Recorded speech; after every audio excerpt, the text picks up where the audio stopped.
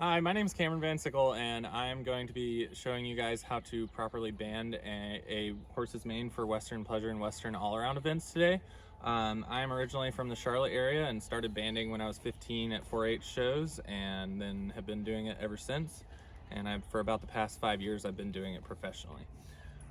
Today I have Lady here, and this is actually her first time being banded, and so I've already done a small portion up at the top, that way just in case she was going to move around. So the first thing I want to talk to you guys about is what you're going to need for when you're banding your horse. The very first thing you're going to need is a stool to stand on, something sturdy. Do not use a bucket because you will fall down. The next most important thing is a really good quality rubber band. There's 3 brands that I like to use. I either like to use the Super Bands or Jax, which is what we're going to use today, or the Sally's Beauty brand. Actually works really well as well. You want to match the color to your mane. So if you've got a bay horse like her, you're going to use black bands. Obviously chestnuts and sorrel, you'll use brown bands. Sometimes you can use white bands, but your horse really needs to be super good over its top line, and you need to be pretty proficient at banding before you do that. The next thing that you're going to need is a comb, and which I actually already have up here. A comb. I like to use something that's pretty stiff and has the small teeth on the side. You can get a big pack of these at Sally's Beauty. They're super cheap, but they're really good combs. A good sharp pair of scissors. Any craft store, Walmart, anywhere you can get a good pair of scissors. The most kind of specialty thing that you need is a good pair of thinning shears. If you're going to be doing it a lot, I would invest a good bit of money in this. I got mine from an actual dog grooming place, but they're really good quality. Otherwise, if you're not going to be doing it very much, you can buy a Walmart pair or a pair at Sally's Beauty and not spend as much money. I like to have a little tool belt. Mine is just one of these Lowe's tool belts. They're like $1. Super cheap, but it keeps everything handy for you right in front of you. And then the last thing is a good clip, and mine's a little torn up because I haven't been able to go to Sally's because of the quarantine, but a good clip is really important. I like to use these alligator clips. They keep the hair back really good, and if you braid or band, they're really nice to have around. Most importantly, have a clean mane that is pulled if it's overly thick. I know with the Western horses it's kind of hard to pull them and keep it easy to band, but Lady here has a really good mane, so I did not have to pull it today. But you want it to be clean. You want to wash it, but no conditioner, because then it'll be too slick. And I didn't get to wash it today, but her mane was fairly clean. It's a little too chilly to be doing any baths right now. And you do want to have your horse clipped prior to you banding. It just makes life a little bit easier around the bridle path area. And yeah, so we're gonna get into it and show you guys how to band a horse today. So when you're ready to start banding, obviously you want to make sure your horse is comfortable with being over top of its head. Lady's actually being really good for her first time banding, but so you want to start by taking a section of hair. Depending on the thickness of your horse's mane, kind of depends on how wide your section is going to be. Up here her mane's pretty thin, and then it gets a little thicker towards the back, so you'll see me take a little bit smaller sections towards the back. I'm just going to run through about a foot-long section with you guys, showing you how I do my bands, and then I will show you at the end how to trim it and then do her forelock. So the very first thing we're going to do, I'm going to take the small tooth side of my comb, and I'm going to take a small section. I will take a small section here at her crest, and I try to keep my part very straight so that there's no like wobbliness or zigzags. And you want to take about anywhere from 1/4 to 1/2 inch section, depending on the thickness of their mane. And then you want to clip the rest of her hair back so it's out of the way. And then you're going to take your hair, kind of pull it down and straighten it out. And you're going to get a rubber band, which I generally keep in my mouth. It's just more convenient that way. It's kind of nasty, and I know some people don't like that, but I'll keep it in my mouth. It's when you're trying to be productive and do this fast, it's definitely the easiest way to do it.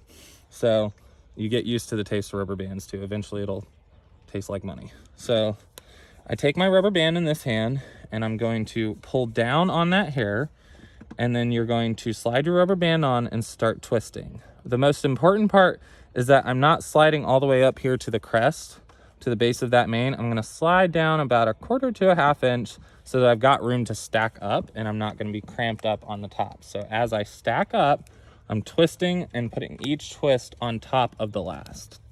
So as you stack up, you're gonna continue to pull down on that hair. And once you get up to the top to where you're pretty much at the end of your rubber band where it's tight, I do things a little differently. I pull my rubber band back down to the bottom of my stack, twist once, and then let it go at the bottom. What that does is it helps turn that rubber band back to its neck. And then I take my hair at the very back, 2 very small portions, and I pull, and that sets the band down to the mane. So I'll go through that a few more times and I'll kind of talk you guys through it, and then we'll show you guys how to trim it. So once again, small section, straight down, keep your part nice and straight and even. And if you have to go back through and take a different part, that's totally fine. Clip that hair back. I always put my comb back a little further down their mane. Take a rubber band, straighten that hair out, pull down, and then you're gonna do your first twist a little low on that hair and then stack up. And depending on your rubber band, I have a lot of people ask me how many stacks you do. It just depends on the thickness of the horse's mane and the rubber band. Generally with the super bands, I get about 12. But it also, like I said, depends on how thick their mane is. So pull that down. You don't always have to do the stack at the bottom. You can let go at the top. I just find that to help like turn that mane back down towards the neck. So once again, small part.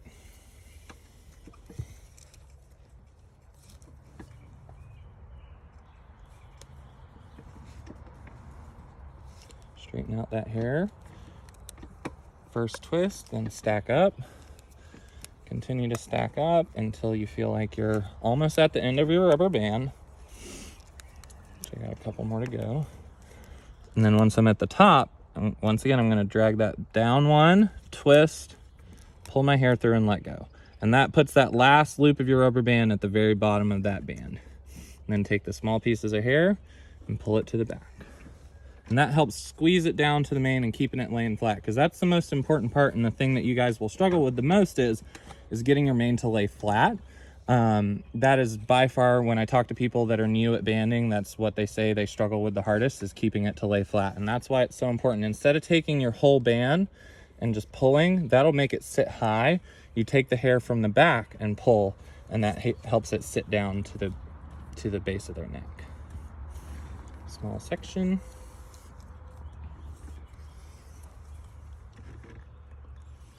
Oh, lost a rubber band there. That's okay. Stack up.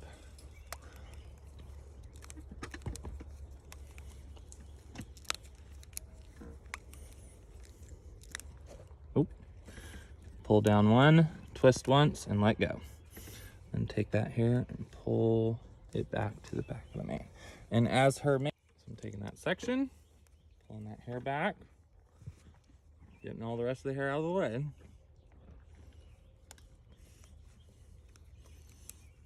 If your horse has a particularly frizzy mane, I generally band my manes dry. But if your horse has a really, really fuzzy mane and there's a lot of flyaways, sometimes it can help to use a little bit of water or quick braid if you have it. And that can sometimes kind of help tame the fuzz if that's a problem that you're having. Lady luckily has really straight hair, so it's not a problem for me right now. So I'm gonna take that section. And there it kind of got a little off kilter, so I'll go back in and just straighten that out.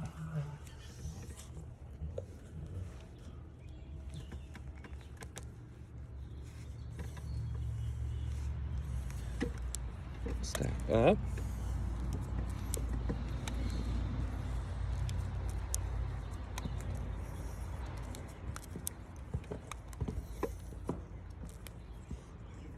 Pull it down one, twist, and let go.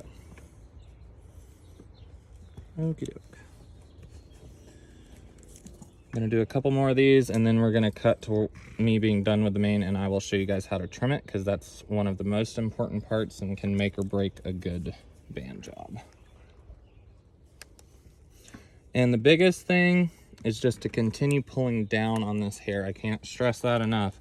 As you can see that I lost my band there. I'm continually pulling down and applying pressure so that it encourages that hair to lay down and lay flat. One more stack, and then I'll pull it down, twist, pull my hair through, and let go at the bottom. And that one turned out really pretty. And this takes practice. You're not going to be able to band the first time and it turn out perfect, but that's okay. Just do a small section of your mane once a week, twice a week, every day if you really want to get good at it, and you'll eventually be able to do this really fast and really well. Stack that up.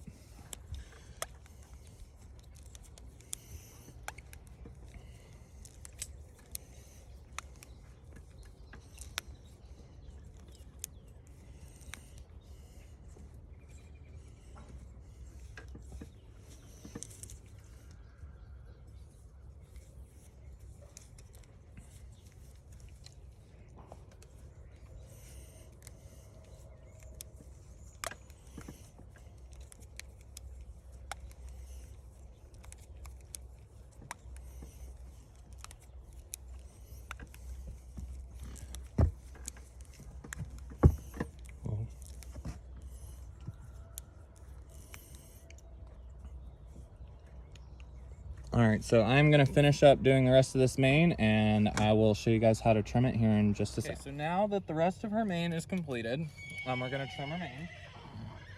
And I do this a little different than some people, but I use my thinning shears and it just helps me get not such a like poofed out blunt line. When you're trimming their mane, you kind of want to go 3 to 4 fingers. I normally do 3 just because I got chunky fingers. And I start from the back and work my way up. So I'm gonna take my thinning shears at about the level that I want, and I'm just gonna sit here and chop, chop, chop, chop, chop. And it does take a lot longer than taking a straight blade and just going all the way through it. But the issue with doing that is it's gonna poof out at the bottom.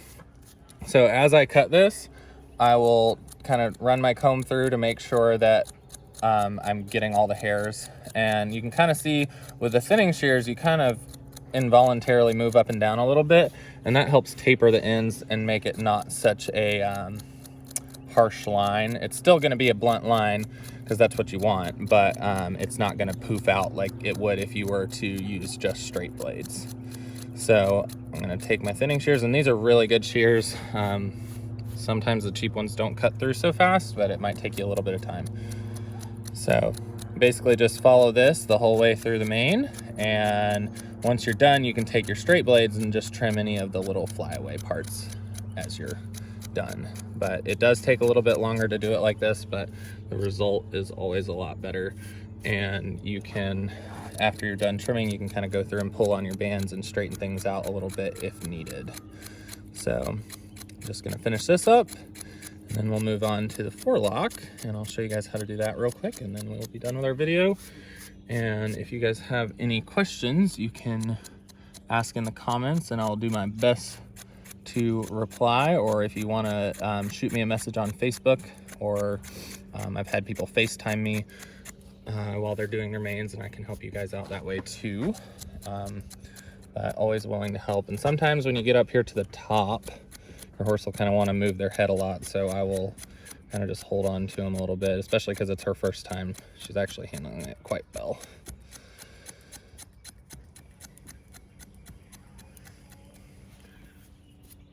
And so you can just kind of go back through and fix some of the uneven areas, even it up a little bit, and then I'll take my straight blades for just those small little long hairs that can kind of be hard to grab with the thinning shears. I'll take my regular scissors. And you want to kind of angle under so that you're almost undercutting just a little bit there. I'm just gonna grab those short little hairs.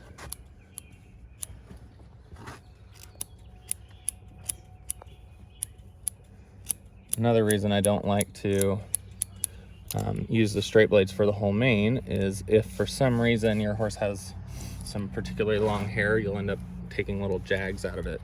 All right, so the last thing that we're gonna do while we're preparing a horse to show for the Western events is do their forelock after we've done their mane.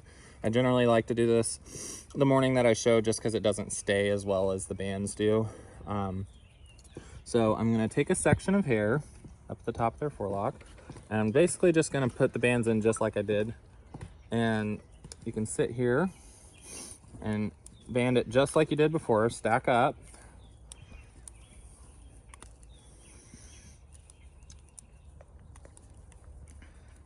Until you're towards the top of your rubber band.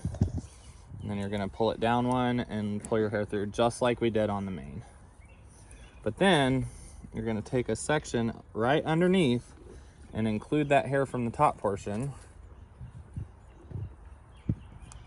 and still continue to do the same band, but you're just basically slowly adding in hair piece by piece.